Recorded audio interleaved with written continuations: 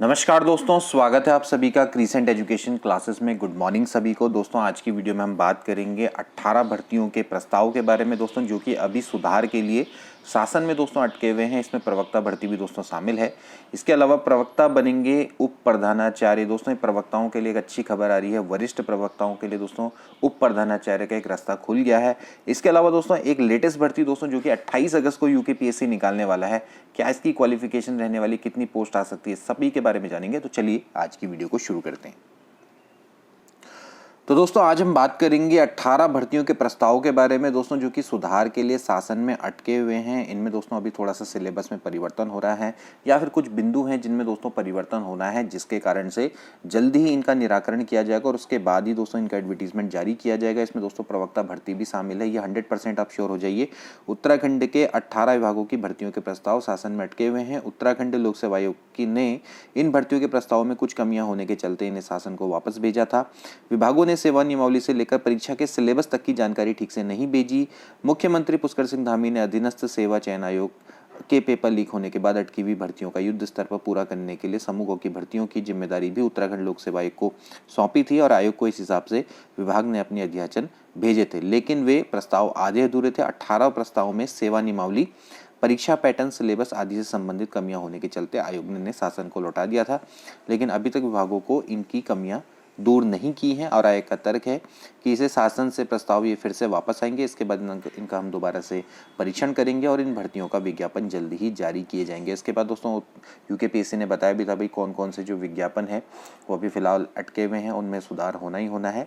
इसमें सबसे बड़ी जो दिक्कत आ रही है वो है प्रवक्ता भर्ती के परीक्षा पैटर्न को लेकर। प्रवक्ता भर्ती के परीक्षा पैटर्न को लेकर कई सारे कयास लगाए जा रहे हैं कि क्या ये चेंज हो सकता है या फिर इसका पैटर्न में या फिर जो भी इसका मतलब जो सिलेबस है उसमें बदलाव आएगा, परीक्षा पैटर्न में बदलाव आएगा। लेकिन दोस्तों इसकी बहुत कम संभावना है। परीक्षा पैटर्न में तो दोस्तों बदलाव नहीं आएगा। हो सकता है कि सेवा नियमावली में दोस्तों हो सकता है अंतर करें, जैसे कि अभी हमने आपको बताया था कि भाई प्रवक्ता में कई सारे सब्जेक्ट्स को इंक्लूड किया जा सकता है, क्योंकि यूनिवर्सिटी कई सारे कोर्सेज चला रही है, नए नए कोर्सेज चल चुके हैं। तो जैसे अभी एडवांस जूलॉजी को भी सम्मिलित किया गया है कि अगर आप प्रवक्ता अगर आप बनना चाहते हैं और मतलब अगर आप तो आप एडवांस जियोलॉजी से भी अगर आपने किया होगा तो उसको भी दोस्तों क्या किया जाएगा, शामिल किया जाएगा।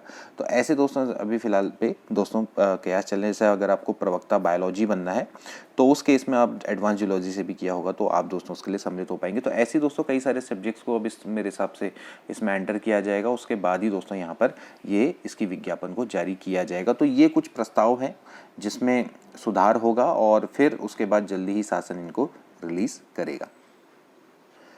इसके बाद दोस्तों एक और महत्वपूर्ण न्यूज़ है। ज़्यादा छात्र संख्या वाले इंटर कॉलेज में जो वरिष्ठतम प्रवक्ता हैं वो उप प्रधानाचार्य बनेंगे। तो वरिष्ठतम प्रवक्ताओं के लिए एक अच्छी खबर है। प्रदेश में ऐसे राजकीय इंटर कॉलेज जिनमें छात्र छात्राओं की संख्या ज़्यादा है, उन स्कूलों में वरिष्ठतम प्रवक्ता को उप प्रधानाचार्य बनाया जाएगा। विभाग की ओर से इसका प्रस्ताव तैयार किया जा रहा है और राजकीय शिक्षक संघ की ओर से ज़्यादा छात्र संख्या वाले स्कूलों में उप प्रधानाचार्य का पद सृजित करने की मांग की गई थी और शिक्षक संघ की मांग पर विभाग की ओर से इसमें सहमति जताते हुए इसका प्रस्ताव तैयार किया जा रहा है।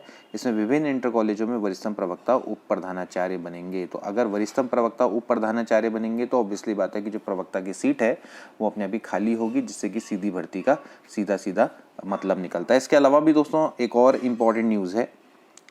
ये दोस्तों इम्पॉर्टेंट न्यूज़ है। प्रधानाचार्य के पद पे पदोन्नति से ना अभी तक नहीं भरे जा पा रहे हैं। इससे भी शिक्षक संगठन नाराज चल रहा है, क्योंकि दोस्तों काफ़ी समय से प्रधानाचार्यों के पद भी दोस्तों रिक्त चल रहे हैं। 1000 से अधिक दोस्तों इसमें पर पद प्रधानाचार्यों के रिक्त हैं और इन पर दोस्तों प्रवक्ताओं की प्रमोशन होने हैं, उप प्रधानाचार्य के प्रमोशन होने हैं। तो दोस्तों वो भी अभी तक नहीं हो पाया है और ऑब्वियसली बात है कि अगर प्रधानाचार्य के रिक्त पदों को जब भरा जाएगा प्रवक्ताओं से, तो प्रवक्ताओं के पद दोस्तों अपने आप ही खाली होंगे, चाहे ये सीधी भर्ती के माध्यम से हो चाहे आपके प्रमोशन के रास्ते, क्योंकि दोनों तरफ से ही आपके नीचे के पद दोस्तों अपने आप ही खाली हो जाएंगे। देखिए ऊपर है प्रिंसिपल का पद, अगर प्रिंसिपल के 1000 है, 1000 में से अगर 500 पद अगर नीचे उप प्रधानाचार्य फिर प्रवक्ताओं से भरे जाएंगे तो इतना तो श्योर है कि जो नीचे प्रवक्ता के पद हैं वो अपने आप ही क्या हो जाएंगे, खाली हो जाएंगे। ये होना श्योर है। चाहे आप 50% आप सीधी भर्ती से भरे, चाहे आप प्रमोशन के थ्रू भरे। तो प्रमोशन से तो ऑब्वियस सी बात है कि जो प्रवक्ता हैं, उप प्रधानाचार्य हैं, वो प्रधानाचार्य में जाएंगे। और जो सीधी भर्ती से जाएंगे, लाइक सीधी भर्ती का मतलब सीधी भर्ती में बेरोजगारों को नहीं मिलेगा मौका, जो ऑलरेडी डिपार्टमेंट में कार्यरत प्रवक्ता हैं या फिर सीनियर LT टीचर है जिनको 15 साल हो गए, उनको मौका मिलेगा। तो वो लोग भी अपनी पोस्ट को मतलब छोड़ के प्रधानाचार्य में जाएंगे, तो उनके बदले जो पद रिक्त होगा तो वहां पर सीधी भर्ती का रास्ता बनेगा। प्रधानाचार्य की सीधी भर्ती नहीं आती उत्तराखंड में। सीधी भर्ती का मतलब जो ऑलरेडी डिपार्टमेंट में प्रवक्ता की पोस्ट में कार्यरत है, उनको 10 वर्ष की सेवा के पश्चात, और जो उत्तराखंड LT में कार्यरत है उनको 15 वर्ष की सेवा के पश्चात मौका दिया जा रहा है कि आप प्रधानाचार्य की सीधी भर्ती में शामिल हो सकते हैं। अदरवाइज ये जो पोस्ट थी पूरी की पूरी प्रमोशन बेस थी। सीधे जो प्रमोशन सीनियर जो आपके लेक्चरर हैं या फिर सीनियर जो आपके प्रधानाचार्य हैं, उन उप प्रधानाचार्य की बात करूँ, हेडमास्टर, उनका प्रमोशन होता था डायरेक्टली प्रधानाचार्य में। तो यहाँ पर दोस्तों ये मौका बन रहा है फिलहाल। अब देखिए कब तक ये चीज़ें होती हैं, लेकिन थोड़ा ऑप्टिमिस्टिक बने, जल्दी दोस्तों ये चीज़ें आपको देखने को मिलेंगी। और ये सब प्रोसेस दोस्तों चलती रहती है। ऐसा नहीं है कि ये प्रोसेस आज ही पहली बार चल रही है, हर बार चलती रहेगी। हर साल दोस्तों ये होता है।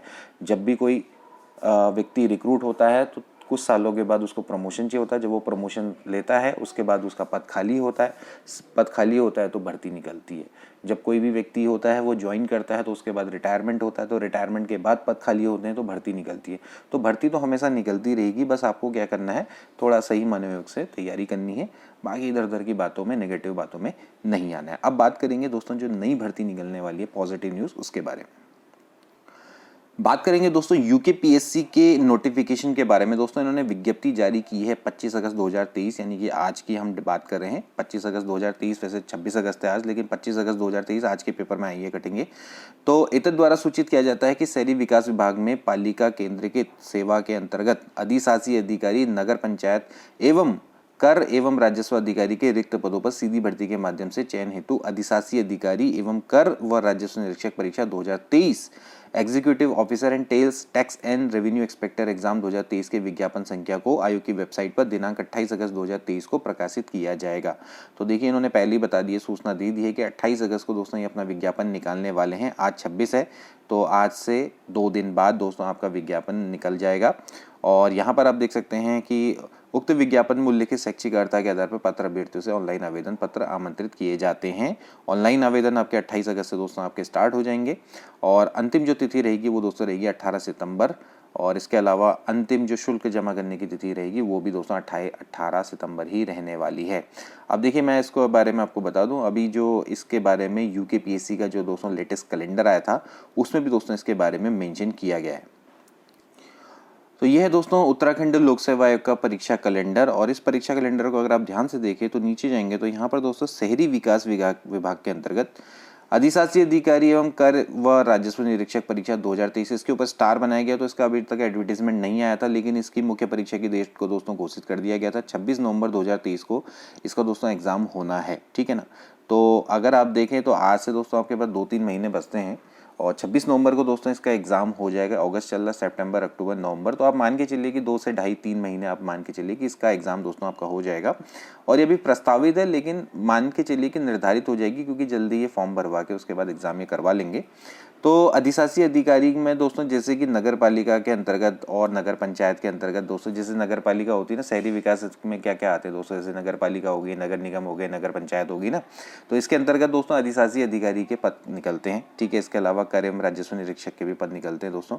अब इसमें एग्जीक्यूटिव जो आपके ऑफिसर है, इनके कितने पद हो सकते हैं दोस्तों, ये तकरीबन 70 से 100 के बीच में दोस्तों ये पद हो सकते हैं। और क्योंकि इसमें कई सारे पद दोस्तों आने थे, जैसे कि सफाई निरीक्षक के पद आने थे, सफाई निरीक्षक के ऑलरेडी पद आ चुके हैं, और इसके अलावा भी कुछ अन्य पद थे। तो कुल मिला के दोस्तों 200-250 के आसपास का आंकड़ा था, उसमें से काट पीट के दोस्तों इतने पद ये फिलहाल ये निकलने चाहिए, ठीक है। और अगर मैं इसकी शैक्षिक योग्यता की बात करूँ तो इसकी शैक्षिक योग्यता केवल ग्रेजुएशन होती है। तो कोई भी अभ्यर्थी दोस्तों इसको भर सकता है, कोई दिक्कत वाली बात नहीं है दोस्तों। बहुत अच्छा पद है। आपने देखा होगा कि जब छोटे छोटे कस्बों को या शहर में बदलने की प्रक्रिया होती है दोस्तों, उसको हम नगर पंचायत बोलते हैं। तो नगर पंचायत का एक अध्यक्ष होता है, उसी को हम एग्जीक्यूटिव ऑफिसर बोलते हैं, यानी कि अधिशासी अधिकारी बोलते हैं, ठीक है ना। तो अधिशासी अधिकारी भी, जैसे नगर में कोई योजना बनती है, ठीक है, इस नगर में ऐसे सड़कें हैं, पुल का निर्माण करना है, ठीक है, स्वच्छता है, वहाँ की सफाई है, उससे संबंधित कार्य इनके होते हैं। जैसे वो इवन वहाँ की जो बर्थ और डेथ पंजीकरण का काम भी दोस्तों ईओ के अंदर ही आता है। तो बहुत अच्छी रिस्पेक्टेड जॉब है दोस्तों, इसका लेवल 10 होता है, ठीक है। तो एक अच्छी पोस्ट है, और इसमें दोस्तों जैसे साफ साफ दिखाई दे रहा है कि यहाँ पर एक मुख्य परीक्षा लिखी है।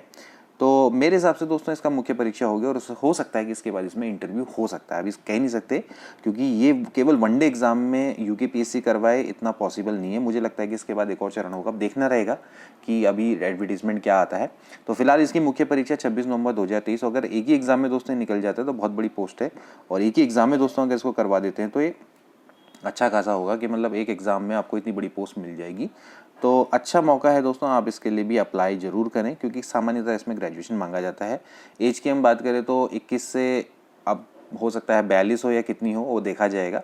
तो उतनी दोस्तों इसकी एज रहेगी, और इसमें आप सभी लोग अप्लाई कर पाएंगे। जो सामान्य ग्रेजुएट है वो भी दोस्तों इसके लिए अप्लाई करेगा। सिलेबस दोस्तों इसका वही रहता है, जीके जीएस में आती है उसी तरह की मुख्य परीक्षा है। तो उसमें हो सकता है कि आपके 2 पेपर होंगे, एक सुबह की शिफ्ट में, एक शाम की शिफ्ट में। देखना रहेगा कि किस तरह का इसका परीक्षा पैटर्न इस बार बनता है।